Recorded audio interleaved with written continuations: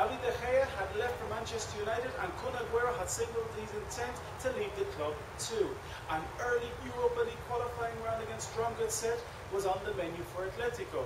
Strongets came to the Calderón and said they were only here to enjoy the moment, but that did not stop them from providing tough opposition for Atlético Madrid. A 2-1 win in the Vicente Calderón, with Reyes getting the 2 goals and Strongets getting a vital away goal. Back in Norway, the team didn't let us down with 2 goals, one from Reyes, one to Adrian. Atletico's Europa League campaign was on the way and the road to Bucharest had started. Next round for Atlético Madrid. And in the first game, Elias came off the bench and scored 2 vital goals to send us to Portugal in a great state. On the way to Portugal, Enrique Cerezo made his famous error, claiming that Forlan was still with the club, even though he was in Madrid negotiating a deal with Inter Milan.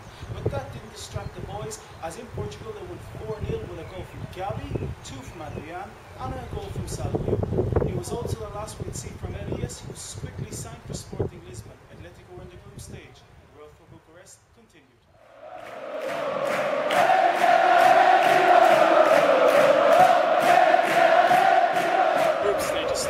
But when is anything ever easy with Atletico Madrid? FC Sion were drawn in the group with Atleti, but were kicked out when they were found to field eligible players in their game against Glasgow Celtic. That meant Glasgow Celtic were in the group with Atleti, in a group that their coach Neil Lennon described as a Champions League group. But that didn't stop FC Sion, who claimed they were going to show up here instead of Celtic for the match. They didn't, and a whole legal wrangle went on. But let's not get distracted by that. Celtic came with some old wounds opened up by Billy McNeil's words in a Scottish newspaper. But Atleti did the business on the pitch, with Falcao and Diego scoring to keep it 2-0 to Atletico in their first game. It was off to France then, where Atletico faced Rennes.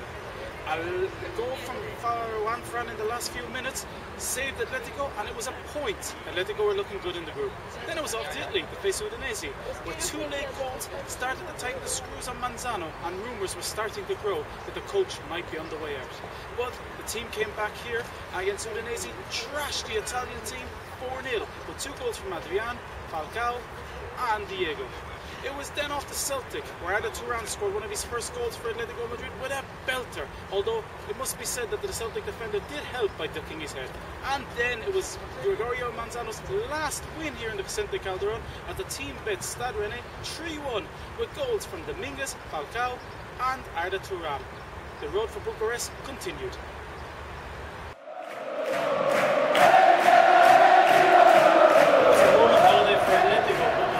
Wasn't invited. He got the job in December. An ex-midfield general, Diego Simeone, was installed.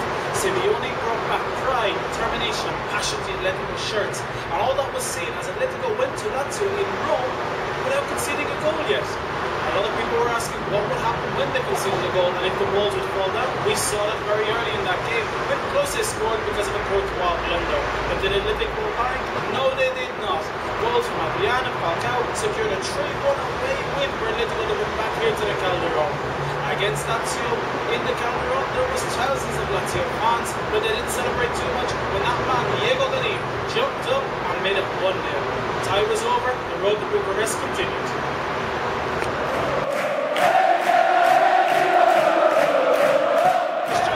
In the next round for Atletico Madrid, with a welcome return to Simao to the Vicente Calderón in the first leg.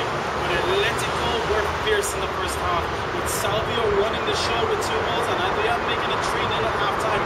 But Simao scored a vital goal as the second half started to give some life to the sickness. Atletico went to the Turkish team's home ground, where there was a bit of panic about the atmosphere. This was a ground that had created the biggest noise and atmosphere in a Champions League match, but Atletico were not to be disturbed, with Falcao, Adrian, Salvio all scoring to make it 3-0. The road to Bucharest still continued.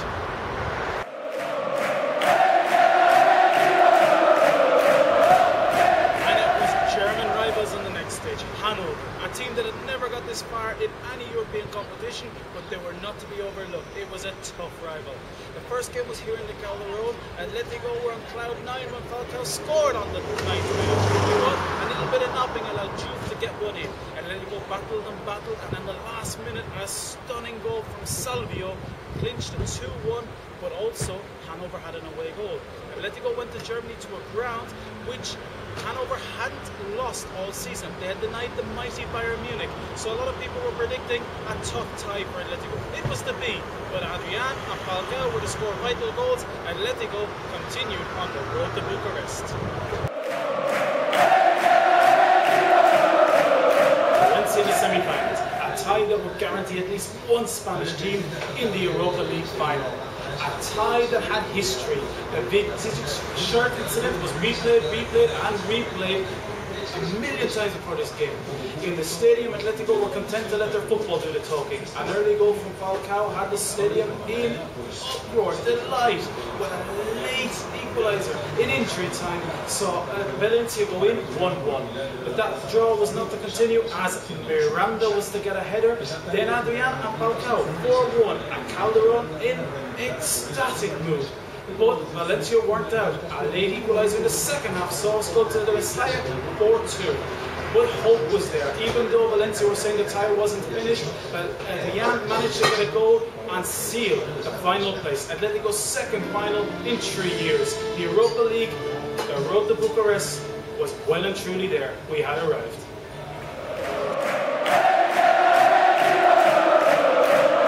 Right behind me says it's now destination Bucharest. 9th of May, Athletic Club de Bilbao against Atlético Madrid.